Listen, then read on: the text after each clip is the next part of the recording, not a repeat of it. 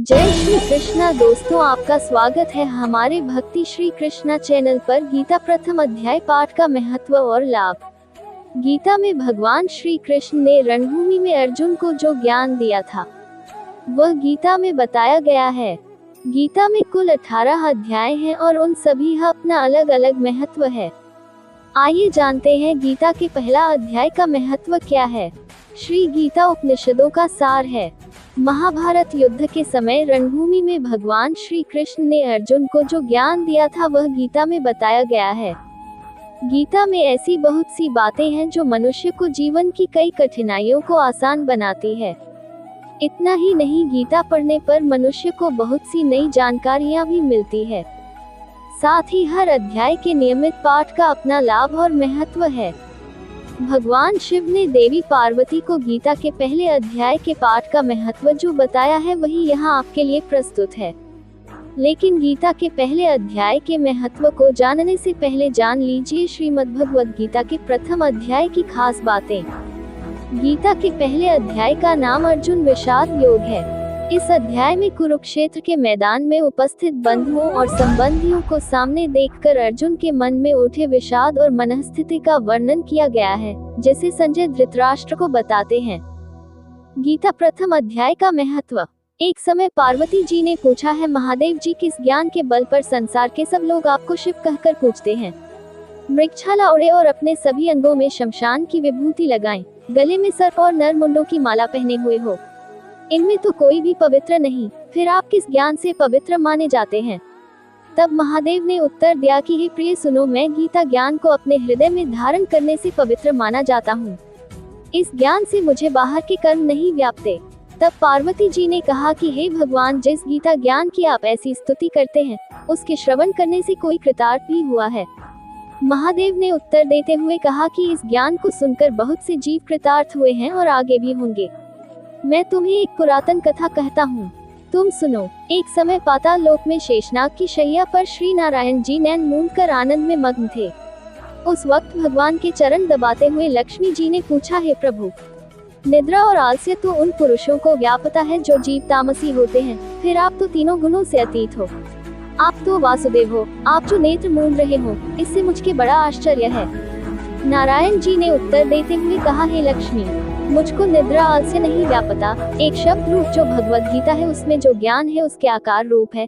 ये गीता शब्द रूप अवतार है। इस गीता में यह अंग है, 5 अध्याय मेरे मुख है, 10 अध्याय मेरी भुजा है, 16वां अध्याय मेरा हृदय और मन और मेरा उदर है, 17वां अध्याय मेरी जंघा है, 18वां अध्याय मेरे चरण है।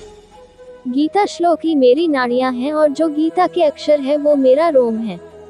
ऐसा मेरा शब्द रूपी जो गीता ज्ञान है उसी के अर्थ में हृदय में विचार करता हूँ और बहुत आनंद प्राप्त होते हूँ।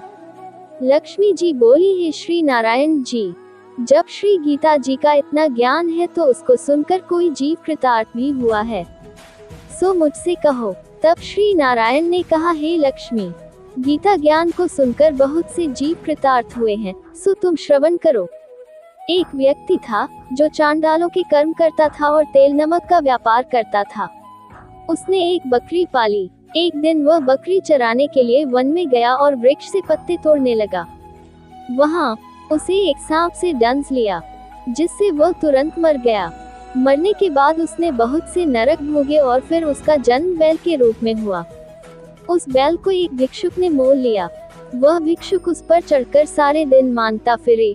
जो कुछ भिक्षा मांग कर लाता वह उसे अपने परिवार के साथ मिलकर खाता और वो बैल सारी रात द्वार पर खड़ा रहता। उसके खाने पीने का भी कोई ख्याल नहीं करता था और सुबह होते ही बैल पर चढ़कर फिर मांगने निकल जाता। जब बहुत दिन हो गए तो वह बैल भूख से गिर गया, लेकिन उसके प्राण नहीं निकले। नगर के लोगों ने देखा और उस बैल को कोई तीर्थ का फल दे तो कोई व्रत का फल दे, तब भी उस बैल के प्राण नहीं छूटे। एक दिन गणेका आए। उसने लोगों से पूछा, ये कैसी भीड़ है? तो उन्होंने कहा कि इसके प्राण नहीं निकलते, अनेक पुण्यों का फल दे रहे हैं तो भी इसकी मुक्ति नहीं होती। तब गणेका ने कहा कि मैंने जो कर्म किया है उसका फल मैंने इस बैल को दिया है। इतना कहते ही बैल की मुक्ति हो गई। तब बैल ने एक ब्राह्मण के घर जन्म लिया। पिता ने उसका नाम सुशर्मा रखा। उसके पिता ने उसे पढ़ाया लिखाया। उसको अपने पिछले जन्म की सुध थी। उसने एक दिन मन में विचार किया, जिस गणिका ने मुझे बैल की योनि से छुड़ाया था उसका दर्शन करूं। विप्र चलते चलते गणिका के घर गया और कहा, आप मुझे पहचानती हैं? गणिका ने कहा, मैं नहीं जानती, तुम कौन हो? तब उसने कहा कि मैं वही बैल हूँ जिसको आपने अपने पुण्य दिए थे। तब मैं बैल की योनि से छूटा था, अब मैं विप्र के घर जन्म हूँ। आप अपना पुण्य बताएं। गणिका ने कहा कि मैंने अपने जाने पुण्य नहीं किया, परंतु मेरे घर एक तोता है, वह रोज सवेरे कुछ पढ़ता है, मैं उसका वाक्य सुनती हूँ, उस पुण्य का फल मैंने तुम्हें दे दिया। तब विप्र ने तोते से पूछा कि तू सवेरे क्या पढ़ता है? तोते ने कहा, मैं पिछले जन्म में विप्र का पुत्र था। मेरे पिता ने मुझे गीता के पहले अध्याय का पाठ सुनाया करते थे। एक दिन मैंने गुरु से कहा कि मुझको आपने क्या पढ़ाया है? तब गुरुजी ने मुझे शाप दिया कि तू तोता बन जा। इसके बाद से मैं तोता बन गया। एक दिन बहेलिया मुझे पकड़ ले आया और एक विप्र ने मुझे मोल ले लिया। वह विप्र भी अपने पुत्र को गीता का पाठ सिखाता था। तब मैंने भी ये पाठ सीख लिया। उसी दिन विप्र के घर में चोर घुस गए। उन्हें धन तो प्राप्त नहीं हुआ, लेकिन वह मेरा पिंजरा उठा ले आए।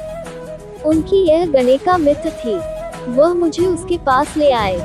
सो मैं नित्य प्रातः गीता जी के पहले अध्याय का पाठ करत हूँ, जिसे ये गणिका सुनती है, पर इस गणिका को समझ में नहीं आती। जो मैं पढ़ता हूँ वही इस गणिका ने तेरे निमित्त दिया था। वह श्री गीता जी के पहले अध्याय का फल था। तब विप्र ने कहा कि हे तोते, तू भी विप्र है, मेरे आशीर्वाद से तेरा कल्याण हो। सो हे लक्ष्मी। विप्र के इतना कहते ही वह तोता भी मुक्ति को प्राप्त हो गया। तब गणिका ने बुरे कर्म छोड़ भले कर्म ग्रहण किए और नित्य स्नान करके श्री गीता जी के प्रथम अध्याय का पाठ करना शुरू कर दिया, जिससे उसकी भी मुक्ति हो गई। ऐसा है गीता के प्रथम अध्याय के पाठ का महत्व।